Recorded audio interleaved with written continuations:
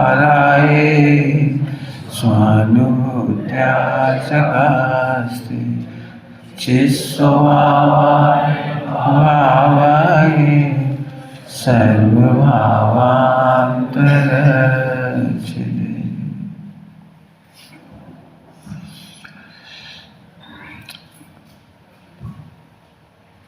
जैन शासन की शुरुआत ध्रुव से होती है। उत्पाद व्यय का ज्ञान तो सारे विश्व को होता है, लेकिन ध्रुव का ख्याल नहीं होता। उत्पाद व्यय प्रत्यक्ष अनुभव में आता है और उत्पाद व्यय में ध्रुव परोक्षपने अनुभव में आता है। प्रत्यक्ष अनुभव में क्या आ रहा है? उत्पाद व्यय सम्यक ज्ञान कला है। छेड़ा लिखा है, क्या लिखा है? आप रूप को जान पनोसो सम्यक ज्ञान कला है। जो उत्पाद व्यय के पीछे छिपे हुए ध्रुव का अनुभव कर ले, वहां से जैन शासन की शुरुआत होती है। दिखेगा तो बहुत कुछ बाहर से, जैसे पंच कल्याण में दिखेगा तो बहुत कुछ बाहर से, और जिनको ध्रुव का पता नहीं होगा वो कहेंगे अब क्रियाकांड है, जड़ की क्रिया है, क्या रखा है जड़ की क्रियाओं में, अनंत बार किया। जिसको ध्रुव का पता नहीं हो, उसे भी जड़ की क्रिया दिखाई देगी। जिसको अपने बच्चे से ममता होती है, प्रेम होता है, उसकी शादी में मंडप बनता देख के भी खुश होता है। बच्चे को तेल चंदन चढ़ता है दूल्हे को तो भी खुश होता है। मेहमानों को देख के खुश होता है, भोजन परोस के खुश होता है, भोजन बनवा के खुश होता है। ऐसे ही जिसने ध्रुव को स्वयं और पर में ध्रुव देखा है, कल रात्रि तक इसकी चर्चा हो गई, स्वयं और पर में जिसने ध्रुव देखा है उसे प्रत्येक उत्पाद व्यय में ध्रुव दिखाई देता है। सम्यक ज्ञान कला है।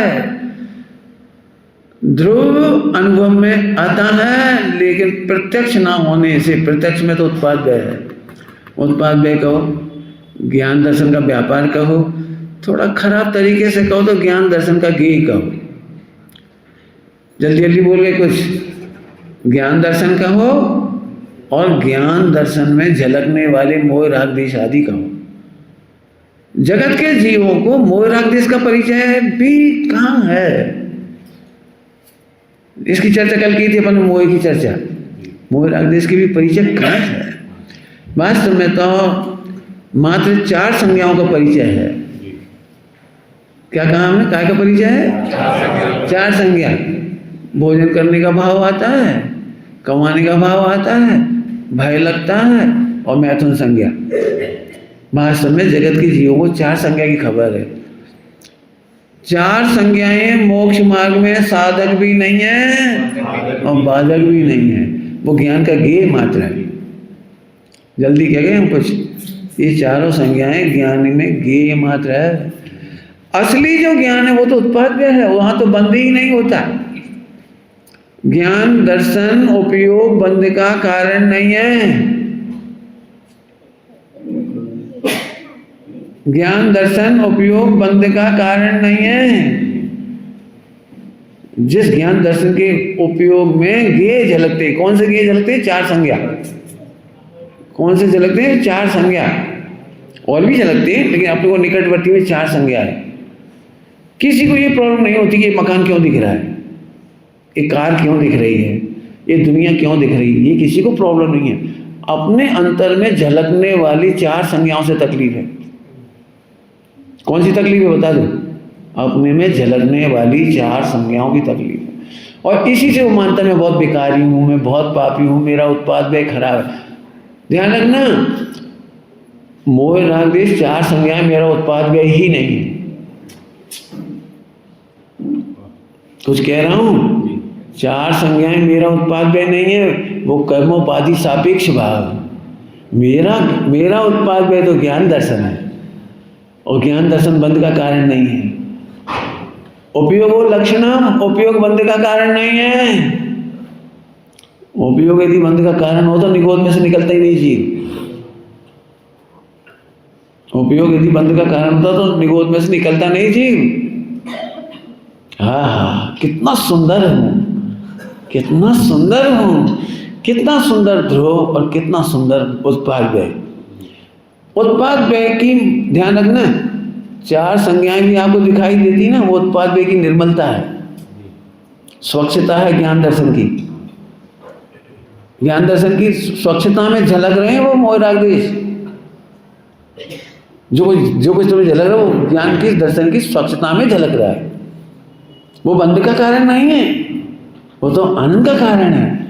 बिल्कुल समझना इसको, मैं कितना सुंदर हूँ, कितना सुंदर हूँ, कितना सुंदर ध्रुव। अब ध्रुव की फिर 30 बार कह रहा हूँ, मुझे पता है ध्रुव इतने दिनों में बहुत चर्चा चली, 5-7 दिन में, और सुबह शाम दोनों टाइम चली है उत्पाद व्यय ध्रुव की चर्चा। जिन्हें थोड़े भी प्रश्न हो तो पुराने सुन ले, मैं कुछ नहीं कर सकता हूँ, मैं आगे बढ़ूंगा अभी। स्वयं और पर में, समय सारथी की पहली गाथा, स्वयं में और पर में सिद्धों की स्थापना करके। वहां सिद्धों की स्थापना का मतलब है ध्रुव। पर्याय वाले सिद्ध की स्थापना नहीं है, पर्याय वाले सिद्ध की स्थापना नहीं है, वहां ध्रुव की स्थापना है। क्योंकि सिद्ध समान सदा पद मेरा, मेरा ये द्रव्यान योग और सबका ये चरणान योग। द्रव्यान योग की छाया चरणान योग है।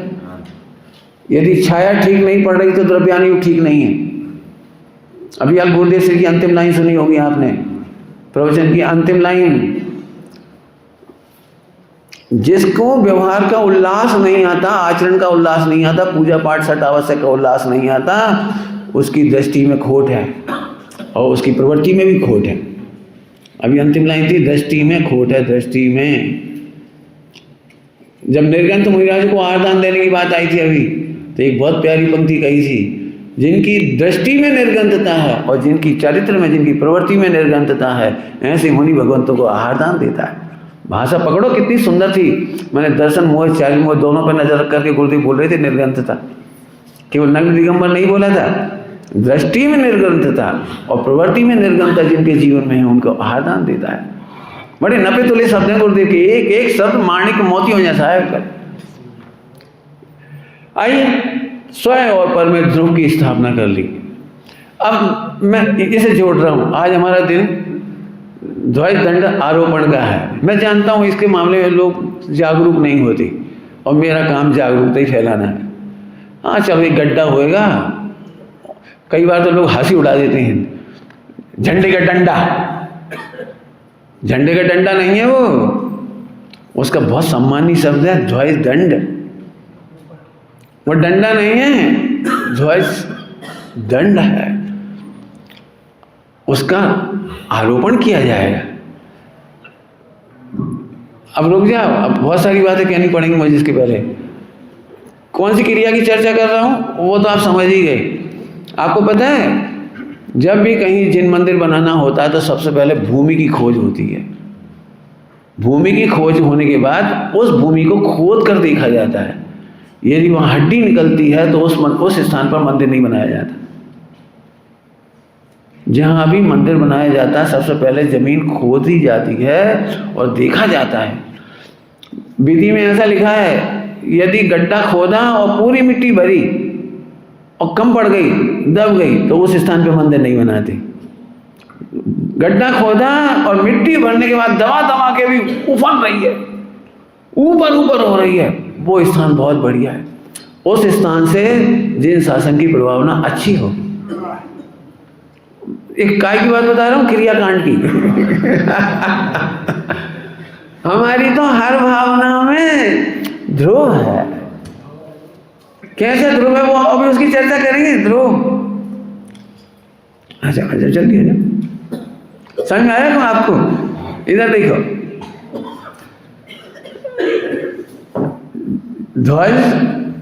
ध्वज तो समझते हैं, केसरिया ध्वज, इसकी चर्चा कल करूंगा मैं। केसरिया ध्वज की चर्चा मुझे निश्चय व्यवहार दोनों बताने हैं इनकी, केसरिया ध्वज।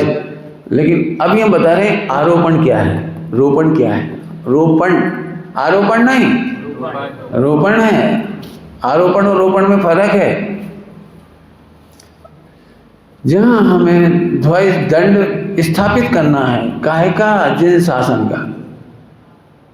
जिन शासन का दंड ऊपर से तो कहेंगे केसरिया ध्वज, या जो भी आप जिन शासन का ध्वज कहते हैं, कोई सा भी नाम रखिए, हवाई की पटक सीट मारेगा सारा, बिल्कुल सही चल रहा है, कोई दिक्कत नहीं, जितनी पढ़ेगी उतनी होगी। इधर देखो, इधर सब उधर होने दो जो हो रहा है। अब इधर देखो, ध्वज दंड भूमि, भूमि, अब भूमि कौन सी होगी और दंड क्या होगा? दंड समझते हैं कोई? दंड, दंड क्या होता है? डंडा नहीं होता है। जैन शासन में दंड का मतलब होता है मनदंड, वचनदंड, कायदंड। मनदंड, वचनदंड, कायदंड। एक ध्रुव को भूल करके तुम्हें 3 दंड मिले अनादिकाल से, मनदंड, वचनदंड, कायदंड।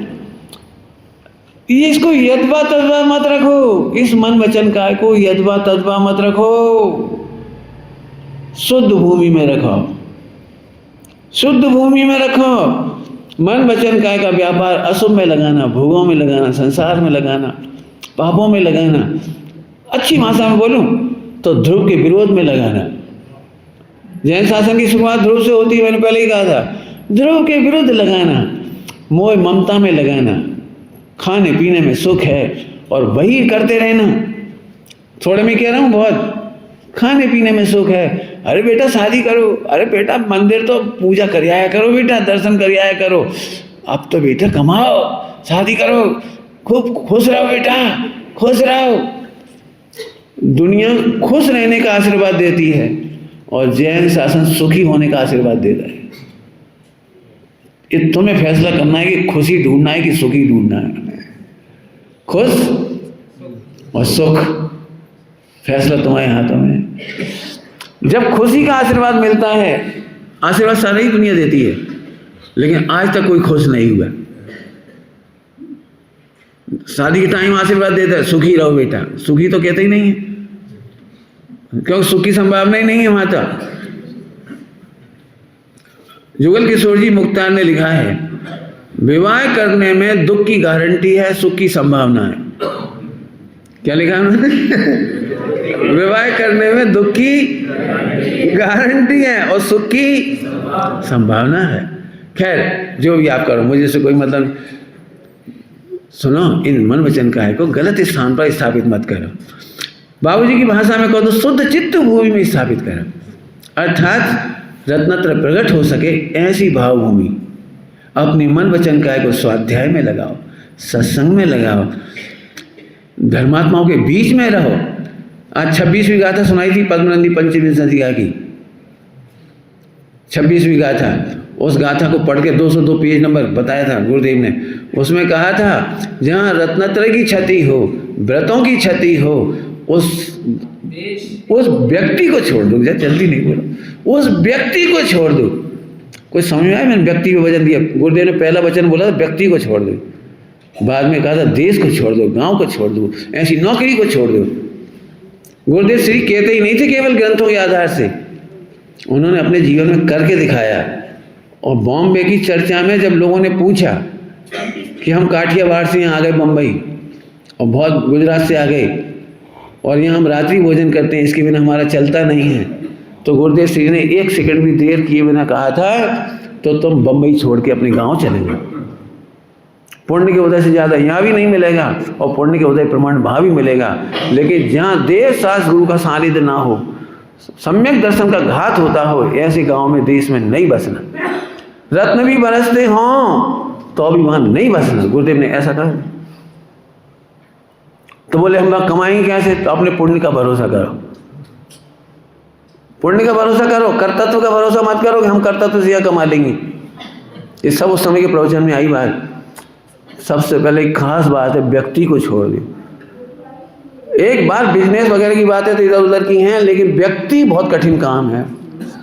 जो व्यक्ति ध्रुव स्वभाव की चर्चा नहीं करता हो, ध्रुव का पोषण नहीं करता हो, व्रत उपवास में भी ध्रुव का पोषण, तो इससे ज़्यादा क्या कहें? बोलो, खाते पीते उठते बैठते चलते जिसको ध्रुव का ही पोषण हो, ऐसे लोगों की संगति में गुरुदेव श्री के सामने जब परिवर्तन कर लिया गुरुदेव ने, तो कम से कम 10-20 साध्वियाँ सोनगढ़ के आसपास आती रहती थी, विहार करती रहती थी, और गुरुदेव के पास आए कि आप हमें अनुमति दे दो तो हम भी दीक्षा छेद कर दें, मैंने श्वेतांबर दीक्षा को छोड़ दे।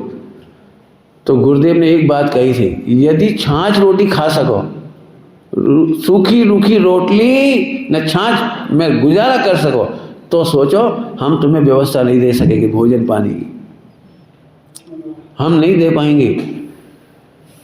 3 साल तक भी साधवियाँ विहार करती रही वहीं आसपास आसपास। आखिरकार उन्होंने मुखपट्टी छोड़ी, दीक्षा छोड़ी। कब छोड़ी मुखपट्टी पता है? 1974 में, जिनका मैं नाम बता रहा हूँ। वे परिवर्तित होने के बाद भी मुखपट्टी लगाती थी, लेकिन 1974 में जब भोपाल का पंचकल्याणक था और उनकी बड़ी भावना थी कि हम पहला पंचकल्याणक देखेंगे अपने जीवन का, उन साधवियों की बात कर रहा हूँ, हम पहली बार पंचकल्याणक देखेंगे, तो गुरुदेव श्री ने कहा यदि मुखपट्टी लगाना है तो मत चलो। उन्होंने मुखपट्टी छोड़ी, तब गुरु वहाँ पे आए थे। वहाँ आपको समझ में आया भूमि का मतलब? आप बताइए मन वचन काय को कौन सी भूमि में लगाना है जहाँ पर सम्यक दर्शन ज्ञान चाहिए हो। ऐसी चर्चा में लगाओ वचन दंड को। यदि वचन दंड नहीं पाना हो तो क्या बोल रहा हूँ, वचन बोलना शोभा नहीं है, वचन सुनना क्या कह रहा हूँ सौभाग्य नहीं है। दंड लिखा है, दंड नियम सारजी में, निर्दंडो आत्मा निर्दंड है, ध्रुव स्वभाव निर्दंड है। तो मन वचन काय के लिए भूमि, मैंने क्या कहा था, भूमि में यदि हड्डी मांस मछली हो, कुछ हो, गलत चीज हो, तो वहां पे मंदिर नहीं बनाते। ऐसे ही आपको जैन फिर समझना, ये तो प्रतीक है ध्वज दंड और केसरिया ध्वज, ये कपड़े की ध्वज नहीं है जो आप लहरा दोगे। जिन शासन में लिखा है चरणान योग में, यह सब चैतन्य की परिणति की नैमित्तिक क्रियाएं। क्या कहा? चैतन्य की परिणतियों की नैमित्तिक क्रिया है। तो नैमित्तिक में पहले इधर होना चाहिए ना, कुछ इधर होना चाहिए ना, भूमि कुछ यहाँ होना चाहिए ना। युगल जी बाबू जी की भाषा में कहो, जिनकी भाव भूमि कोमल नहीं है, रुजु नहीं है, उनके जीवन में ध्रुव नहीं सुहाता, सुनने पर भी समझ में नहीं आता। क्या बोल गए? इसमें मैंने भजन दिया बेटे, क्या कहा मैंने? सुनने पर भी समझ में नहीं आता, पढ़ने पर भी समझ में नहीं आता, समझाने पर भी समझ में नहीं आता। कैसी भूमि होनी चाहिए? अच्छी भाषा में बोलो। कल रात्रि में इसकी भूमिका की बात हुई। बोलो भाई कितने भाव में मोक्ष जाना है? 100 भाव में, 50 में, 25 में, 10 में, 2 में, 1 में तो नहीं जा सकते। जा सकते हैं, बहुत गिनती के जीव हैं, लेकिन भी जो यहाँ से 1 भाव में मोक्ष जाने वाले जीव यहाँ पर कितने होंगे पता है? अभी बहुत कम है, बहुत संख्या कम है होने की। प्रथम 3000 वर्ष में 60 से लगभग 64 मान लो, 64 मान लो हुआ है।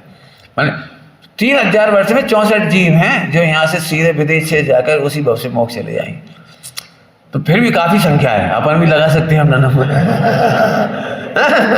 काफी बड़ी संख्या है, क्योंकि बाकी फिर 18,000 वर्ष में जाएंगी 64, फिर हाँ पर घटते जाएंगे, फिर घटते जाएंगे भी। इसीलिए मैंने 18,000 वर्ष में कहा, फिर 18,000 वर्ष में जाएंगे सारे, घटते जाएंगे। 3-3 साल में घटते जाएंगे, 3-3 हजार वर्ष में। अभी अपने पास सुपर चांस है। भाव भूमि क्या करना है बोलो, निर्णय करो। मेरी भाव भूमि में विषय कसाई की हड्डी मांस मछली नहीं होगी, विकारों का पोषण नहीं होगा। मैंने विकार करने का मना नहीं किया, ध्यान से सुनना। क्या बोला? विकारों का पोषण नहीं होगा। विकार तो होंगे, 4 संज्ञाएं तो होंगी, व्यापार धंधा छूट नहीं जाएगा, लेकिन विकारों का पोषण नहीं होगा। जरा नेगेटिव बोला, विकारों का पोषण नहीं होगा। ध्यान रखना, विकारों से द्वेष करना भी विकारों का पोषण है। जल्दी कह गए हम कुछ? क्या बोला मैंने? विकारों से द्वेष करना भी विकारों का पोषण है, क्योंकि विकारों से द्वेष वो करता है जो ध्रुव की सुरक्षा नहीं समझता। मेरे को विकारों से फर्क क्या पड़ा, उल्टा मत लेना। निगोद के अज्ञानता तो कुछ बिगाड़ नहीं पाई, निगोद से निकलकर यहाँ तक का सफर इतना बढ़िया हो गया, मैं पूरा द्रव सुरक्षित, क्षेत्र सुरक्षित, असंख्यात प्रदेश, अनादि अनंत काल सुरक्षित और अनंत गुण शक्ति सब भाव सुरक्षित। इतना ही तो प्रॉपर्टी है मेरी, द्रव्य क्षेत्र काल भाव पूरा सुरक्षित। कुछ काय के लिए कह रहा हूँ, मैं जानता हूँ आप लोग विकारों से घृणा कर सकते हो, मैंने मना किया विकारों से घृणा नहीं करना, पोषण नहीं करना। घृणा नहीं करना और पोषण नहीं करने में बहुत फर्क है। पोषण तो ध्रुव का करना, पोषण ध्रुव का करना, इसका नाम है विकारों का पोषण नहीं करना। कुछ समझ में आया क्या बोला? विकारों का पोषण नहीं करना मतलब अनादिकाल से गलती हुई, अनादिकाल से विषय भोग हमें अच्छे लगते हैं या बुरे लगते हैं, लेकिन विषय भोगों के प्रति हम बीतरागी नहीं हुई। क्या बोल गया मैं? विषय भोग या तो अच्छे लगते थे या फिर बुरे लगने लगे। हट बहुत बेकार, कहाँ फंस गए, कहाँ लग गए, कहाँ लग गए, हे भगवान कहाँ से फंस गए रे। या तो खाने में मजा मानते हैं या खाने में, आज अष्टमी में बताओ हमने खा लाओ, हम क्या करें, कहाँ खा लाओ, क्या खा लाओ। अरे खाया ही कहाँ है, पोषण कर इसका। सब स्वच्छता नहीं होगी, डर लग रहा हो लोगों को, ये स्वच्छता नहीं है। ध्रुव ने अनादिकाल से खाया ही कहाँ, भले आदमी इसका ऐसे पोषण कर। पंडित जी हम तो बहुत सोच रहे शादी नहीं करें नहीं करें, अब क्या बताएं, फंस गए जी। द्वेष करने से कोई फायदा नहीं है। अरे उस ध्रुव को देख जिसकी शादी आज तक नहीं है। क्या बताएं पंडित जी, याद आ जाती है 50 साल के हो गए, पता अभी तक याद आ जाती है 50 के हो गए। मूर्ख, ध्रुव का जन्म ही नहीं हुआ, 50 का कहाँ से हो गया तू? ये पोषण करने के 3 एग्जाम्पल दे दी। पोषण करना समझ गई? टोडामल जी साहब ने लिखा है, स्वर्ग मोक्ष के लोभ से और नरक निगोद के भय से, नरक निगोद के भय से जो परिणति होती है, प्रवृत्ति होती है, आचरण होता है, सोच होती है, वह बीतरागी नहीं है। सच्ची उदासीनता तो उसका नाम है, जहाँ किसी द्रव्य भाव से अनुकूल भी नहीं लगता और प्रतिकूल भी नहीं लगता, नहीं मानता। बीतराग तक समझ में आ गई कुछ थोड़ी सी? मैं जानता हूँ धर्मात्माओं में 99% ऐसे होती, हमें तो खाओ नहीं अच्छा लगा, हमें तो कोई टीवी अच्छा नहीं लगा, हमें तो मोबाइल अच्छा नहीं लगा, हम तो बच गए भाई। क्या? अरे बच गए कि लग गए? कुछ जल्दी समझ में आया कुछ? मैं फिर कह रहा हूँ 99% बचने में धर्म मानते हैं। और जैन शासन कहता है मुझे जीवन में पहली अपूर्व अवसर, गुरुदेव श्री का अपूर्व अवसर का पहला प्रवचन सुनना, अपूर्व अवसर का पहला प्रवचन। मैंने वो प्रवचन नहीं सुना होता तो मेरी जिंदगी में वही अर्थ करता रहता जो सब कर रही थी। गुरुदेव ने जो अर्थ किया है वह है, मुझे पहली बार ध्रुव रूप परिणमन हुआ, इसका नाम अपूर्व अवसर। अवसर का अर्थ उन्होंने, अवसर माने टाइम नहीं बताया, क्योंकि टाइम व्यवहार काल है, समय व्यवहार काल है। उन्होंने अवसर माने परिणमन, अपूर्व परिणमन हुआ है, मुझे पहली बार मालूम पड़ा कि मैं ध्रुव हूं। तो ये ध्रुव का पोषण होगा, ये काम की चीज है। पकड़ में आ गई बात? 3 एग्जाम्पल दिए, आज दिन भर प्रयोग करोगे, भावभूमि अच्छी करने के लिए करना पड़ेगा। फिर कह रहा हूं विकारों का पोषण नहीं, ध्रुव का पोषण कैसे करना है?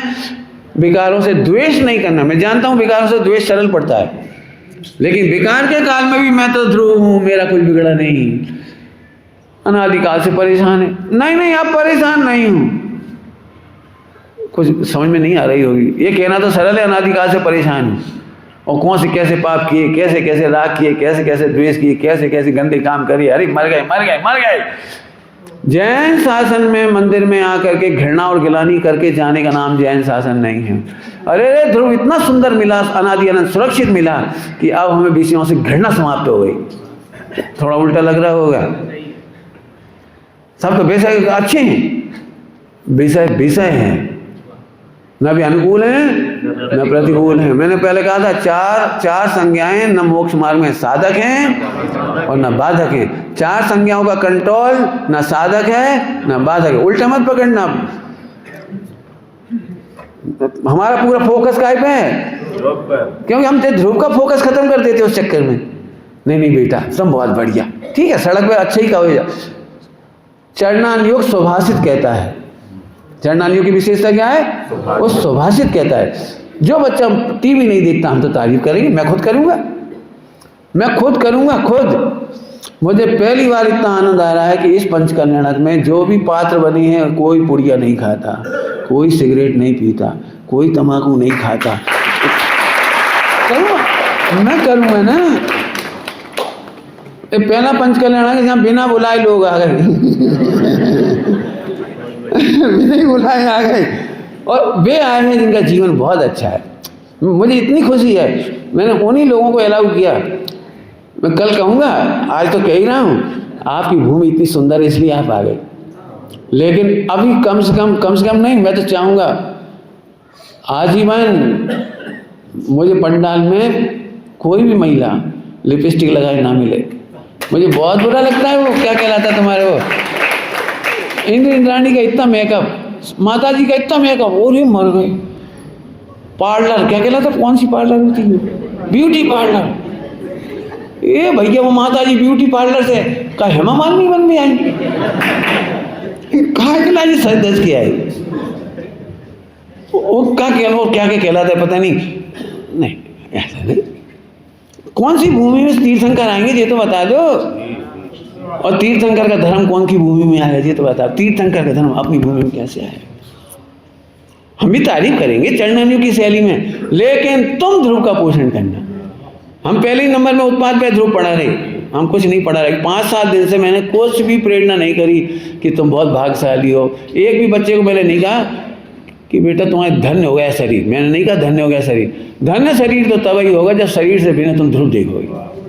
इसके पहले कोई क्रियाकांड का हम वजन नहीं दे सकते, जड़ की क्रियाओं का कोई वजन नहीं देंगे। इशारा समझ गए होंगे बिल्कुल। हमारे ताऊ जी मुझे खुशी होती है देख करके। 100% के लिए शुद्ध भोजन की व्यवस्था है। 100% का पानी छन रहा है, दोहरे छलने से जीवाणी हो रही है। गेहूँ धुलवा के लाए, सारे मसाले धुलवा के लाए। अब सहयोग करो। हमने इसलिए चिट्ठी भिजवाई है खबर कि भैया तुम ही संयोजक, तुम ही आयोजक, और तुम ही इसके समझदार, और तुम ही इसके लाभ लेने वाली, तुम ही लाभ देने वाली। मुझे सही में सोनगढ़ का पंचकल्याणक याद आ रहा है। सोनगढ़ का पहला पंचकल्याणक में केवल मुश्किल से 100 या 200 लोग थी।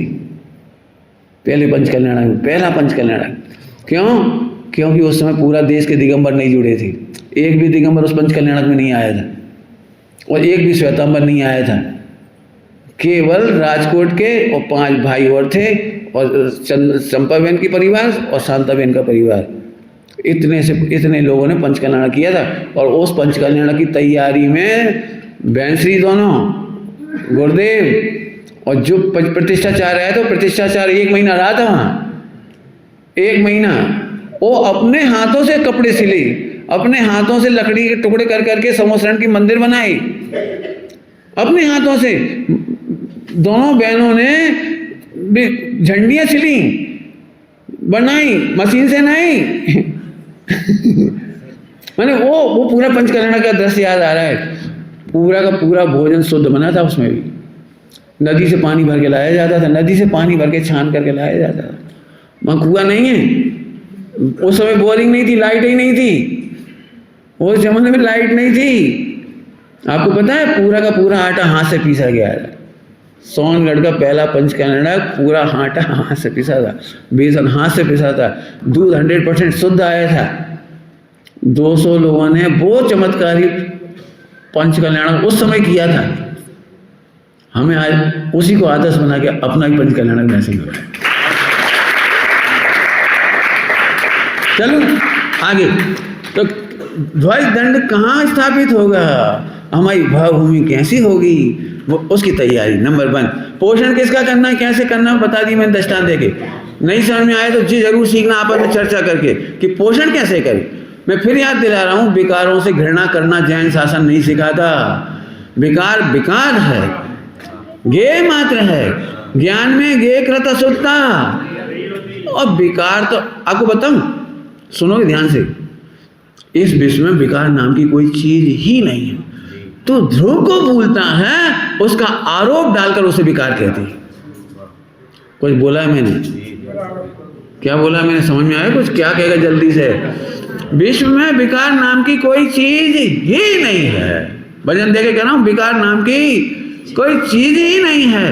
तो ध्रुव को भूलता है उसका आरोपण डाल कर कहते तेरा खाना बुरा है, तेरा चलना बुरा है, तेरी शादी बुरी है, तेरी दृष्टि बुरी है, तेरा सोचना बुरा है, तेरा हर काम बुरा है।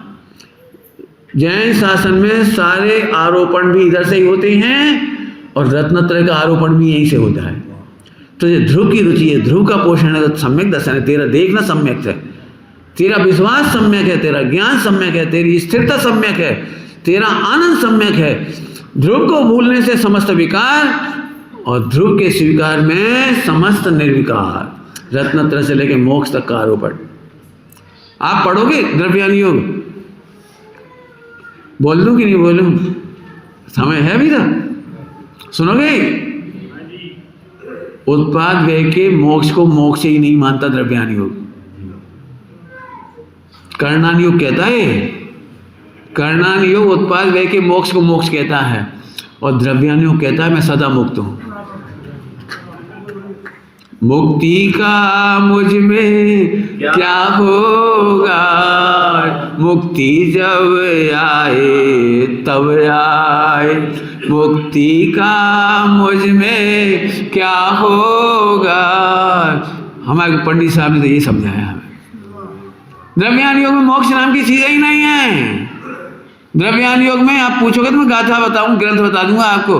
परमात्म प्रकाश जी में लिखा है, जब कोई व्यक्ति मुझसे मिलता है और ये कहता है कि तुम्हारा मोक्ष हो रहा है या हो गया, तो मुझे कलंक लगता है। मैंने पंडित साहब से पूछी ये क्या बात लिखी? मोक्ष तो बड़ी अच्छी चीज है, हम तो मोक्ष ही चाहते हैं, और मोक्ष हो जाए तो जी बुरा क्यों लिखा है इसमें? तो पंडित साहब ने हमें उस समय बताया रामायण में कि जब हम मोक्ष की बात करते हैं तो बंद की याद आती है, इसलिए मोक्ष बुरा है। नहीं समझ में आया होगा कुछ? जैसे मैं पूछूं, किसी से पूछूं, कौन से पूछूं भाई? चल आपसे पूछ ले रहे, सुरेश जी आप जैसे छूट के कब आए? नहीं छूट में ही कह रहे, जाने की नहीं कह रहे, हम जेल जाने की नहीं कह रहे, हम तो पूछ रहे जेल से छूट के कब आए? छूटना तो अच्छी बात है ना जेल से। तो जैसे जेल से छूटना हमें कलंक लगता है सबके सामने, ऐसे कोई कहता है मेरा मोक्ष होगा, मेरे को कलंक लगता है। अरे मैं ध्रुव हूं जिसका बंद ही नहीं हुआ तो मोक्ष ही हूं। जो बंद मोक्ष से न्यारा, जो बंद मोक्ष से न्यारा, अरुगण धर को भी प्यारा, तुम भी चेतन में बसना, महावीर बनोगे। सहज को लखते लखते मुक्ति मार्ग प्रगट हो जावे। ये सहज सहज सहज, अभी भजन तो कोई सुना है, आप से रिपीट कर रहा हूँ, समझ में आ रहा है? तो फिर से समझो, बोलो भाई मन वचन काया के दंड को कौन सी भूमि में लगाओगे? आज से। आज के लिए नहीं कह रहा हूँ, आज से। आज से ठीक है पंडित जी, 5 दिन को नियम दे रहे, 6 दिन को नियम दे रहे, नहीं नहीं। जैन शासन के कार्यक्रम औपचारिकता नहीं है, ये मुक्ति बंधु का खुला निमंत्रण है, आओ। मुक्ति बंधु का निमंत्रण बोलो, कौन कौन स्वीकार है? लिखा हम तो आ रहे। आज के बाद हमारा मन वचन का इधर उधर जाएगा। हम पंचम काल के जीवन जैसे मोबाइल नहीं चलाएंगे, हम चौथे काल के जीवन में क्या उपचार है? क्यों नहीं? क्योंकि बहुत सिंपल बात है। आपको पता है जब तक लड़के की सगाई नहीं होती तब तक क्यों भटकता है? क्या करें, 50 फोटो आए, 50 कुंडली आई, क्या करें, जा समझ गए क्या? फिर एक से सगाई हो गई, अब 49 में उपयोग बता। अब कहता है वो सगाई होने के बाद क्या हम वहां जा रहे हैं, अब वहां देखने जाना है, अब कुछ देखना बाकी नहीं रहा। ऐसे आज का दिवस है हमारे मन वचन काया को ध्रुव में लगा करके जैन शासन के रत्नत्रय का ध्वज दंड स्थापित कर दिया। हमारा स्थापित करने का दिन है, अपना उपयोग मुक्ति बंधु से सगाई का दिन है, हमारी सगाई कब हो है? तो अब हमारे ऊपर कहाँ बैठे, हम कहाँ जाएंगे, क्यों देखेंगे? आपको पता है दुराचार कौन करता है? दुकान पे बैठ के दुराचार समझे? दुराचार को बातें बता दे, मान लो मोबाइल में गंदी फिल्म कौन देखेगा, और टीवी पे मैच कौन देखेगा? जिसकी दुकान नहीं चल रही, अरे दुकान नहीं चली, दुकान कर रही, मोबाइल चलाओ। लेकिन मेरा तो ध्रुव की आशा से उत्पाद का व्यापार चालू हो गया है, मेरे व्यापार में फुर्सत नहीं है, इसीलिए मेरे जीवन में से दुराचारों का तिरोभाव हो गया। तिरोभाव भी थोड़ा खराब शब्द है, खराब शब्द है तिरोभाव। अब इसका नाम है ध्वज दंड भूमि का रोपण। दंड जहाँ पर रोपित करेंगे उस भूमि का चयन करेंगे और रोपण करेंगे। मैं फिर कह रहा हूँ कि केवल हमने आपको जड़ की नहीं कराने ले जा रहे, अरे आज कच्छ नहीं, लोग ऐसे कहते अरे आज कच्छ नहीं, वो डंडा कराने गड्ढा करेंगे, अपन तो कच्छ नहीं, अपन सीधा क्या है देखो, गाय मत देखो, मॉर्निंग मत देखो, जरा सगाई करो। यदि ध्रुव की चर्चा वार्ता पसंद है तो आज हम चल करके अपनी सगाई करें। हमारी मनोभूमि, वचन भूमि, काय भूमि, खान पान, रहन सहन, उठना बैठना काय का पोषण करेगा? बस अंत में एक बात कह देता हूँ, गुरुदेव श्री के अनुयायी कहता था तो हमने आपको कैसे गुरुदेव श्री के अनुयायी, तो गुरुदेव श्री का पहला बचकाना कैसा वो मैंने बता दिया। आनंद तो तब है जब आप भोजन करते समय का मौन गुरुदेव श्री की याद दिलाए, ये ध्रुव की पोषण है, इनका मौन ध्रुव का पोषण है, इनकी चर्चा में आता ध्रुव की पोषण है। मंदिर परिसर में एक भी, मैं धर्मपुरी की बात करता हूँ, धर्मपुर बिल्कुल 50,000 आदमी जाए, 1 लाख आदमी जाए, 2 लाख आदमी जाए, भोजनशाला कोई बात नहीं करता, भोजनशाला मौन। एक भी पूरे परिसर में, इतना बड़ा परिसर है धर्मपुर, और वहां के परिसर में एक व्यक्ति मोबाइल पर बात नहीं करता चलते हुए। सबका इतना कड़क अनुशासन है, अपने आप सब सफेद कपड़े पहने हुए हैं पूरे पूरे। ये तो बहुत बढ़िया है, मौसम इतना बढ़िया मौसम है कि हम सफेद कपड़े पहन के रह सकते हैं आराम से, रंग बिरंगे पहनने की जरूरत नहीं पड़े। आनंद था भाई, मैं नहीं कह पा रहा हूँ, हमने इंडियन लिस्ट नहीं बनाई, हमने सागर की राजा रानी की लिस्ट नहीं बनाई, हमने कोई कार्यक्रम के स्थल पे किसी दान दाता का नाम नहीं, जो केसरिया कपड़ा पहने वही इंद्राणी है, और जिसके शरीर पर वही तो पटना है वही हमारा इंद्र है। अरे इंद्र तो छोटी बात है,